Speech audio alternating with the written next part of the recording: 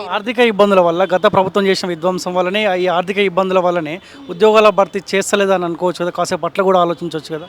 మరి ఢిల్లీకి గిన్నిసార్లు పోవడానికి ఆర్థిక ఇబ్బందులు అడ్డొస్తలేవా? అందాల పోటీలు పెట్టి ₹1,00,000 ప్లేట్ పెట్టి అన్నం పెట్టడానికి ఆర్థిక ఇబ్బందులు వస్తలేవా? నువ్వు వేసుకున్న షూ ఎంత ముఖ్యమంత్రి? నువ్వు వేసుకున్న షూ రేట్ ఎంత? 95,000. 95,000 అంటే ఒక నిరుద్యోగి ఒక సంవత్సరం పాటు ఖర్చు అనుభవించి వాడు చదువుకుంటాడు. అంత రేటు పెట్టి నువ్వు షూ కొంటావు, నీకు ఆర్థిక ఇబ్బందులు ఉన్నాయా? నువ్వు ఒక స్పెషల్ ఫ్లైట్లు వేసుకొని ఢిల్లీకి 100 సార్లు ఇక్కడ నుంచి నల్గొండ పోవాలన్నా, నల్గొండ నుంచి ఇక్కడికి పోవాలన్నా స్పెషల్ ఫ్లైట్లు వేసుకొని పోతారు. అంత అవసరం ఏముంది? మీరు తిరిగిందే కాక మీ మంత్రులు, మీ ఎమ్మెల్యేలు కూడా ఫ్లైట్లో తిరిగే పరిస్థితి.